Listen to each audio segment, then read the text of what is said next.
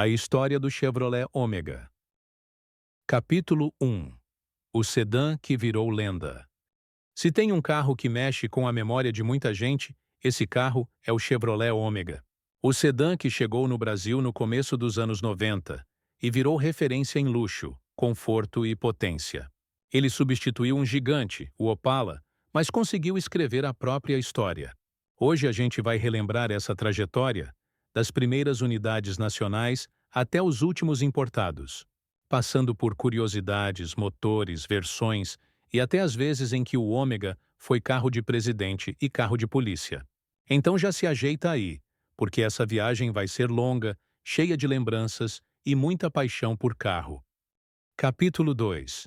Do Opala ao Ômega. Para entender o Ômega, a gente tem que voltar um pouquinho no tempo. Nos anos 80, o Opala já estava ficando ultrapassado. Era um carro clássico, sim, mas o design já não acompanhava mais a modernidade que o mercado exigia. A Chevrolet sabia que precisava de um sucessor à altura. E aí surge o Ômega, lançado no Brasil em 1992, inspirado no Opel Ômega europeu. Era outro nível de carro, com linhas modernas, mais aerodinâmico, mais sofisticado. Foi um choque para os brasileiros verem um carro com esse design na época. Parecia que a Chevrolet tinha dado um salto de 2 gerações. Capítulo 3. Versões. Do simples ao luxo absoluto. O Ômega chegou em versões diferentes, para atender todos os bolsos. O Ômega GL era a versão mais básica, mas mesmo assim não dava para chamar de simples, porque já vinha com bastante conforto. Depois vinha o Ômega GLS, aquele intermediário que equilibrava preço e equipamentos. Mas a estrela da linha era o famoso Ômega CD. Esse sim era luxo puro, cheio de mimos, acabamento de primeira e presença marcante. Quem tinha um Ômega CD nos anos 90, meu amigo, era respeitado. Era carro de executivo, de empresário, de quem queria mostrar status. Capítulo 4. Motorização. O poder do 4.1. Agora, se tem uma coisa que fez o Ômega ser lembrado até hoje, foi o conjunto de motores. Ele teve algumas opções, como o 2.0 e o 2.2, que eram mais econômicos, e até um 3.0 importado. Mas vamos falar a verdade, ninguém lembra do Ômega pelo 2.0. O que marcou mesmo foi o 4.1 de 6 cilindros, herdado do Opala, mas com melhorias. Era força bruta, um motor confiável e com um ronco que arrepiava. Esse motor transformava o Ômega em um carro pesado, mas que respondia com autoridade. Tanto que até hoje, quando você fala em Ômega, a primeira coisa que vem na cabeça é o tal do motor 4.1. Capítulo 5. Tração traseira. Prazer em dirigir. Outro ponto que manteve o Ômega no coração da galera foi a tração traseira. Enquanto outros sedãs da época já migravam para a tração dianteira, a Chevrolet manteve a fórmula clássica: motor na frente e a força atrás. Isso dava ao Ômega equilíbrio, estabilidade e um prazer enorme de dirigir. Quem já acelerou um Ômega na estrada sabe do que eu estou falando. O carro parecia grudado no chão, passava confiança. Era aquele tipo de sedã que dava gosto de pegar viagem longa. Capítulo 6. Carro dos presidentes e da polícia.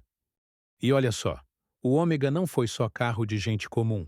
Ele também foi carro oficial da Presidência da República, substituindo os Opalas pretos que já estavam batidos. Era sempre um Ômega CD 4.1 preto, imponente, com vidros escuros. Representava poder, segurança e luxo. E não foi só a presidência. Várias polícias pelo Brasil usaram o Ômega como viatura especial. Imagina a cena, uma viatura de Ômega encostando atrás de você na estrada. Não tinha como não respeitar. Capítulo 7. Nas pistas, drift e preparações. Com motor forte e tração traseira, não demorou para a galera das corridas descobrir o potencial do Ômega. Ele apareceu em arrancadas, em provas de circuito e até no drift. E olha que no Brasil drift ainda era novidade, mas o Ômega mostrou que tinha capacidade. Até hoje tem gente que prepara Ômega 4.1 para competição, turbinando, mexendo no câmbio e transformando o sedã grandão em um monstro das pistas. Capítulo 8. Tecnologia e conforto. Mas não era só força não, O ômega também era tecnologia. Lembra que a gente está falando dos anos 90? Pois bem, o ômega já tinha painel moderno, alguns com computador de bordo, ar-condicionado digital, bancos de couro elétricos, direção hidráulica supermacia, vidros e travas elétricas, ABS, airbag. Era muita coisa para a época. Enquanto outros carros nacionais entregavam só o básico, o ômega vinha quase como um importado de luxo. Capítulo 9. O fim da produção nacional. O ômega nacional foi produzido até 1998. Depois disso, a Chevrolet trouxe o ômega importado da Austrália, que na verdade era o Holden Commodore. Esse ômega australiano era ainda mais moderno, maior e potente, mas tinha um problema: era caro. As vendas caíram e ele virou um carro mais exclusivo. No fim das contas, saiu de linha em 2012, encerrando de vez a trajetória do ômega. Capítulo 10. O legado e o coração dos fãs. Mesmo fora de linha, o ômega não foi esquecido. Muito pelo contrário, ele virou objeto de desejo de colecionadores e entusiastas. Especialmente o ômega 4.1. Hoje, um ômega bem cuidado pode custar uma boa grana, e tem gente que gasta o que for preciso para manter um desses em estado de novo. Nos encontros de carros antigos, o ômega sempre chama a atenção. É aquele tipo de carro que marcou gerações, que foi sonho de consumo e que até hoje tem uma legião de fãs. E olha só algumas curiosidades. O ômega foi eleito carro do ano em 1993, logo após o lançamento. Também foi o primeiro carro nacional a vir com controle eletrônico de tração.